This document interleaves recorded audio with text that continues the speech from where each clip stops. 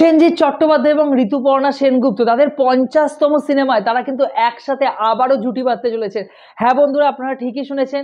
দেখুন, বাংলা ইন্ডাস্ট্রির ব্যাপার কি, বাংলা ইন্ডাস্ট্রিতে তো প্রচুর ভালো ভালো কাপল বা বলা যেতে পারে সিনেমা যাদেরকে আমরা জুটি বাঁধতে দেখেছি আর কি, জিৎ কোয়েল, মিঠুন চক্রবর্তী, দেবশ্রী, এরকম প্রচুর কিন্তু জুটি রয়েছে। তবে প্রসেনজিৎ চট্টোপাধ্যায় এবং ঋতুপর্ণা এদের যে জুটিটা, এরা শুধুমাত্র ব্লকবাস্টার সিনেমা দিয়েছে, একসময় সুপার ডুপার হিট সিনেমা দিয়েছে, সেটা তো দূরের কথা, সেটা তো অবভিয়াসলি রয়েছে। বাংলা ইন্ডাস্ট্রির ক্ষেত্রে এদের অবদান সত্যি ভোলার নয়।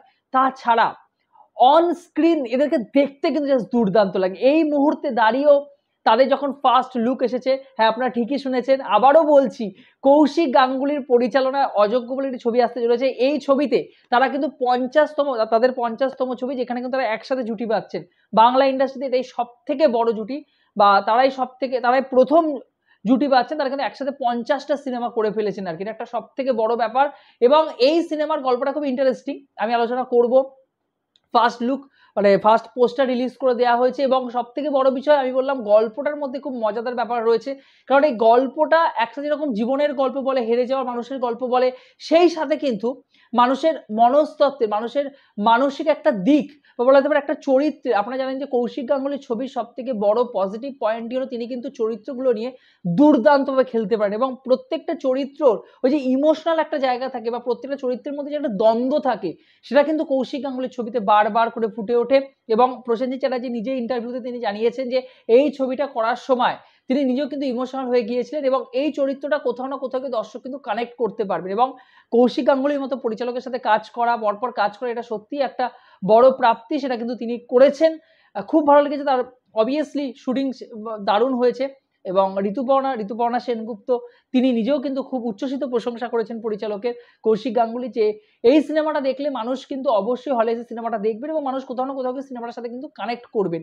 এর যে গল্পটা, রক্তিম মজুমদার, তিনি একজন ব্যাংক কর্মী। রক্তিম এবং পর্ণা তারা হ্যাপিলি ম্যারেড, তাদের সন্তান রয়েছে। কিন্তু এইরকম মুহূর্তে তার হঠাৎ করে ব্যাংকের কাজটা চলে যায় রক্তিমের, এবং সেরকম পরিস্থিতিতে দাঁড়িয়ে ছেলের স্কুলের খরচ, টিউশন খরচ, সংসার চালানোর একটা খরচ তার মাথায় এসে পড়ে।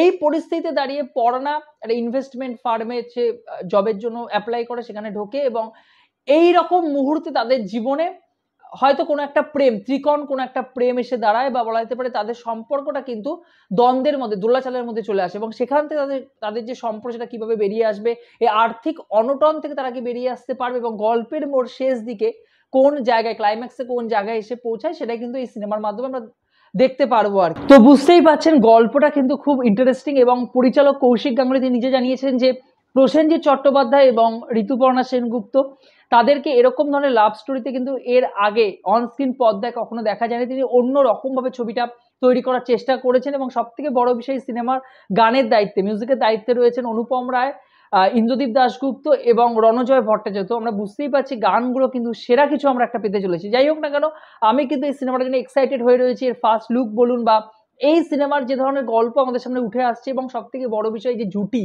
এই জুটিটা যখন পর্দায় এসে দাঁড়ায় আর কি, আপনারা তাদের শেষ কাজ দৃষ্টিকোণ বা প্রাক্তন দেখেছি আমরা, প্রত্যেকটা সিনেমায় কিন্তু হিট, সুপার হিট, এবং কোথাও গিয়ে জুটিটা না আমাদেরকে আলাদা একটা জগতে নিয়ে যায় বারবার করে, যে এই সময় দাঁড়িয়ে তাদের মধ্যে যে এত সুন্দর একটা বন্ডিং, বা এত বছর ধরে যখন তারা কাজ করছেন তাদের মধ্যে কথাবার্তা, তাদের দুজনকে বোঝা, একটা সিনেমার মধ্যে একটা ক্যারেক্টারকে যদি বুঝতে না পারে, তাদের মধ্যে যদি বোঝার ক্ষেত্রে যদি কোনো সমস্যা থাকে, তাহলে কিন্তু দর্শক কখনো উল্টো দিকে কানেক্ট করতে পারবে না চরিত্রগুলোর সাথে, সেটা কিন্তু কখনোই আমরা দেখতে পাই না। যাই হোক, আমার মনে হয় যে আবারও কিন্তু নতুন কিছু একটা পেতে চলেছে, এবং প্রসেনজিৎ চট্টোপাধ্যায়, তাকে নিয়ে আলাদা করে কিছু বলার নেই। যত সময় যাচ্ছে আমরা টলিউড ইন্ডাস্ট্রিতে দেখতে পাচ্ছি যে বলিউডে তিনি এখন কাজ করছেন, তো টলিউড ইন্ডাস্ট্রির ক্ষেত্রে বলিউডে যাই বলি না কেন, তিনি কিন্তু নিজেকে ভেঙে নতুনভাবে বারবার করে আমাদের সামনে প্রকাশ করেন। এটা কিন্তু একটা বড় বিষয়। কম অভিনেতা বা কম শিল্পীকে আমরা দেখতে পারি যে এত বছর ইন্ডাস্ট্রিতে থাকার পরে কিন্তু ইন্ডাস্ট্রিতে মানে সুপারহিট ব্লকবাস্টার, একটা সময় বাংলা ইন্ডাস্ট্রিতে প্রসেনজিৎ চট্টোপাধ্যায় ছাড়া আমরা কিছু ভাবতেই পারতাম না, ঠিক আছে। প্রসেনজিৎ যে সিনেমাই করতেন, যে ঘরানার সিনেমাই করুক না কেন, বা একই সিনেমায় যখন বারবার করে তিনি তৈরি করছেন, সেই সিনেমাগুলোও কিন্তু ব্লকবাস্টার হিট বা হিট দিচ্ছে। বাংলা ইন্ডাস্ট্রিকে টেনে নেওয়ার ক্ষেত্রে তার তো ভূমিকা অপরিসীম।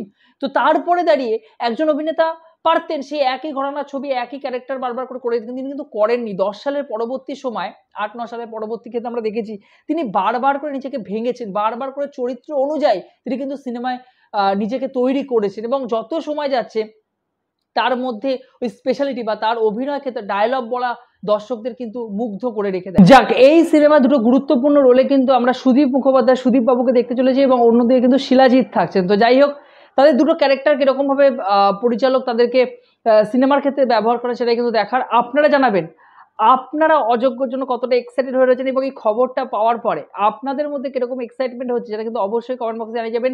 প্রসেনজিৎ চ্যাটার্জি যারা ফ্যান রয়েছেন তাদের কি মতামত সেটা কিন্তু কমেন্ট বক্সে তারা জানাবেন। ভালো থাকবেন বন্ধুরা, সুস্থ থাকবেন। চ্যানেলে যোগ দিয়ে থাকলে চ্যানেলটাকে অবশ্যই সাবস্ক্রাইব করে দিয়ে যাবেন। জয় হিন্দ।